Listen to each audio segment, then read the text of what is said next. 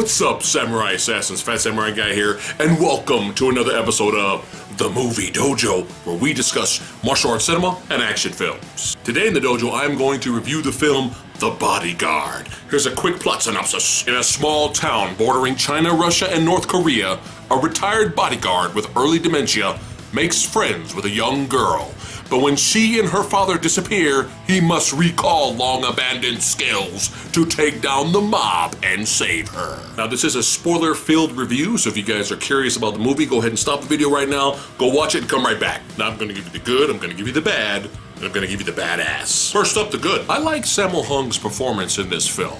The guy barely speaks any full sentences. It's very subtle. Now, this is due to a tragic incident in his life where he takes his granddaughter to the park to play with her, and he takes his eye off of her just for a minute, and she disappears, and she's never heard from again. So ever since then, he pretty much kind of shuts down a lot of his emotions and pretty much keeps to himself. Later in life, Sammo Hung's character makes friends with a little girl by the name of Cherry Lee, whose father is played by Andy Lau, and Andy gives a pretty solid performance as a no-good, lying, cheating waste of space criminal. And for fans of old school like me, it was kind of fun seeing these little brief cameos of Yuen Wah, Yuen Biao, Choi Hark, and Karl Maka. And now for the bad. The film has its heart in the right place, and Sammo Hung tries to tell a touching story, but unfortunately the film's concept and ideas are just not executed well and end up falling really flat. Even the tone of the film felt off a few times. Like, is this a violent adult picture or is this some Disney movie? The storytelling just felt sloppy.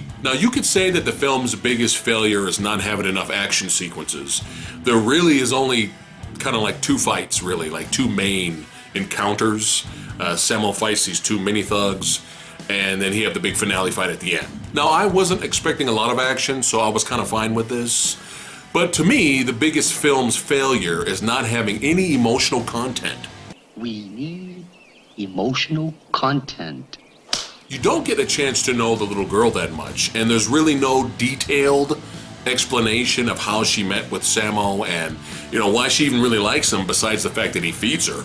And to be honest, I kind of found her to be a little annoying. I mean, I was not impressed with her performance. I'm not impressed by your performance. I have seen better acting performances from child actors. So really, the only reason you should care about the little girl is the fact that she's a little girl and she's got an asshole of a dad.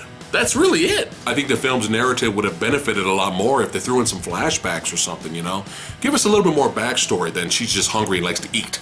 And the perfect example of me being annoyed happens right after Andy Lau's character is killed by the Chinese mob. So Sammo assumes that now the gang has kidnapped the daughter. He shows up, whoops ass, and doesn't find her. And after that, he kind of has this emotional breakdown, and he starts bawling, he starts crying, and his landlady, who has a crush on him in the movie, shows up, she finds him, and she goes, what's wrong, what's the matter? And Sammo goes, I lost my granddaughter. And he starts bawling, he starts crying, and that was really the only time, due to Sammo Hung's performance, that the heartstring was pulled and it was yanked a little bit. So after that, he goes to the police station, he wants to report what happened, but he keeps forgetting because of his dementia. So since he can't remember at the moment, he decides to go back home and he ends up falling asleep, and the landlady's in his house, and she really likes him, and she starts cooking for him and whatnot. So then she goes outside and she sees the little girl, the Cherry Lee character, she sees the little girl up the street. And she ends up running over to the little girl and she looks down, she's like, where have you been? We've been scared to death, where have you been? And the little girl says, I've been at my friend's house making a phone call. Really? Really? Okay. All right, Sammo Hung out there, risking his life, fighting to the death, okay? Fighting two different types of gangs. Yeah, and you were just out fucking hashtagging, you're out fucking tweeting and shit. Okay, sure. Okay, movie. And now for the badass. So again, like I was saying earlier, I wasn't really expecting a lot of action until the end of the film, which is what we got.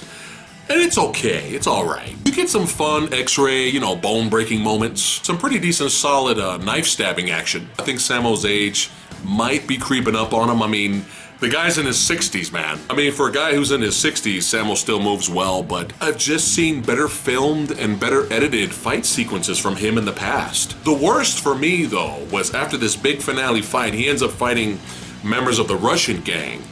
And they use that stupid motion blur effect, man. I've always hated that. I've never once liked that stupid fucking motion blur effect. So that pretty much took any enjoyment out of that fight sequence. So overall, this film is not the worst thing out there. And it is possible that if you watch it, that you could find some enjoyment out of it. It's possible. But I say don't even waste your time and watch The Man from Nowhere instead. So I give The Bodyguard 2.7 out of 5 ninja stars. That's it for today's episode of The Movie Dojo. If you have seen The Bodyguard, let me know in the comments below what you thought of it. And as always, thanks again for watching. You guys rock. I'll see you next time.